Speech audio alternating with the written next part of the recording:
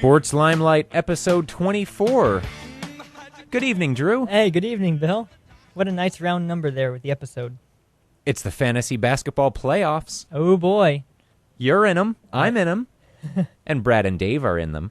Man, this is a pretty cool time of the year right here, the fantasy basketball playoffs. This is it right here. There's no more fun evenings than when fantasy basketball playoff games are going on and you're scoreboard watching. They mean so much. I like to update in real time, as closely as I can to my scoreboard here. You're the number 1 seed. You finished the regular season 9-5. Wow. And you're facing Brad, the number 4 seed, who is 7-7. And I'm facing Dave. We're both 8-6. For what it's worth, I was the number 2 seed. He's number 3. I'm just going to say right off the bat, I think Brad and Dave are the best number 3 and 4 seeds, the best lower seeds in the history of the league. I agree, and I think Brad is probably the best 500 team ever, regardless of playoff appearance or not. We've been saying it all year. Record does not tell the whole story, especially with Brad's team. Yeah, don't be fooled by my 9-5 record. I've had some injuries come up in the last few days, so it's looking like a major upset, although not really an upset. Yeah, you wouldn't call it one looking at the rosters, only looking at the records, right? Right. Sort of like the 13-3 Patriots versus the 9-7 Giants in the Super Bowl. Yeah. Some analysis first. Yeah, you mentioned your injuries already. Amari Stoudemire, Stephen Curry. Anderson Varejao. Curry's been battling all season, but looks like he just doesn't want to come back. Yeah, he's been in and out of the lineup all year. Yeah. Really not 100% at any point. And timing is so key with injuries and the playoffs. It's not always the best team midway through the season isn't always the best team at the end of the year. I've got similar problems. I had Andrew Bynum just last night go down with an ankle injury at seemingly the worst time. And this was he almost made it through a full season too. He kind of never makes it through the year without getting injured and missing, half the season. And he was so close this time. I've got Derrick Rose still out. He's missed the last 11 games with a groin injury. Ooh. When is he expected back? No timetable, and that's the scariest thing when dealing with a fantasy playoff lineup. Yeah. I either gamble and leave him in and have the high-risk, high-reward scenario, but he can get me a 0 if he doesn't play, or I replace him with a known quantity of, a 24-point scrub. I have plenty of 24-point scrubs I can throw in. Oh, nice. Send one my way, will ya? Yours are, 22, 23 point. Not a whole big difference, but... Yeah. I don't think we drafted as well. Certainly not as well as Brad in those mid to late picks. Mm-hmm. And Dave, too, although he's got an injury with Jeremy Lin now. That's going to be interesting to see, but I don't see, looking down at the 10 guys Brad and Dave have used, really no weaknesses. Yeah, my lineup is very top-heavy. And when I say top-heavy, I mean Kevin Love, and then that's it. No. But, I was going through their stats, and I have about 3 or 4 of the bottom 20 players in field goal percentage.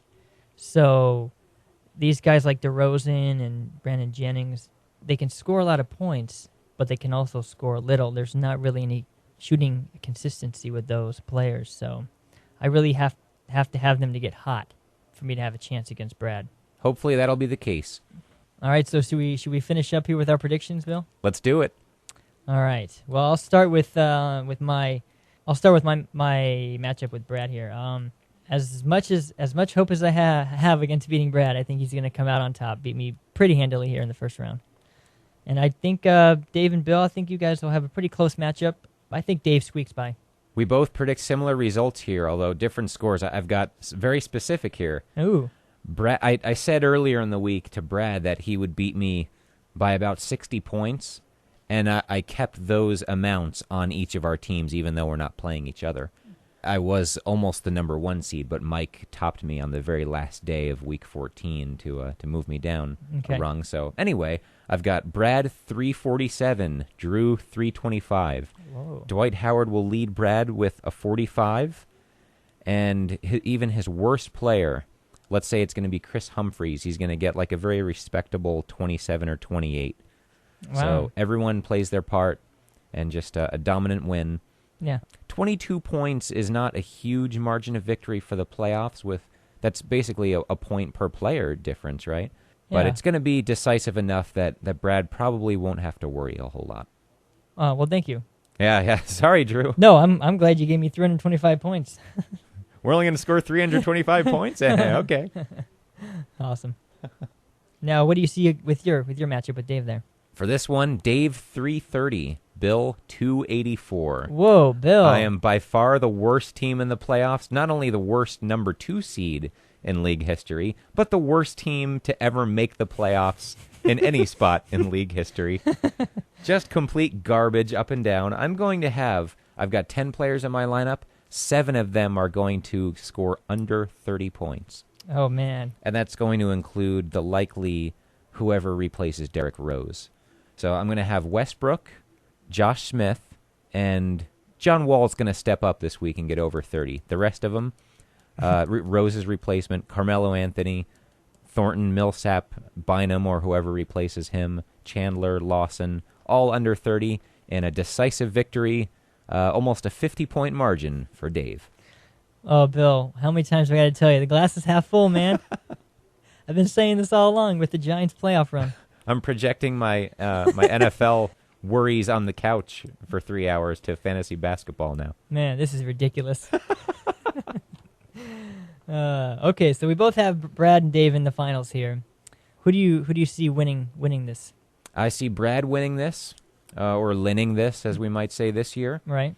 I don't see why they wouldn't put up similar team scores for each of them in the finals. So probably a kind of 347 to 330 or something like that in the finals. Brad with a 15 to 20 point margin over Dave. Yeah. One of our more high scoring finals that we've had, though. Yeah. Because you rarely see both teams like in the approaching the mid 300s like that. Right. I see if with these two teams make it to the finals, I kind of see Dave as having the advantage here. Ooh. Looks like he has a little bit more players that are either vying for a playoff spot or are not going to make the playoffs, so they could be less likely to be rest.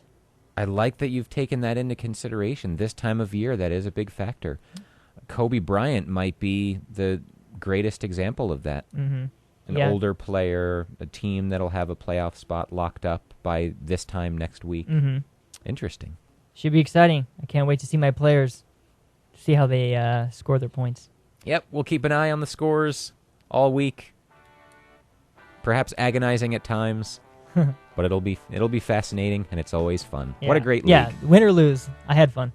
Yeah. I was listening back to our very early episodes before the NBA lockout ended. I think I remarked that if we had a 10 or 12-week fantasy season, I'd be satisfied. Well, we have, and I am. Sports Limelight, episode 24. We'll see you soon.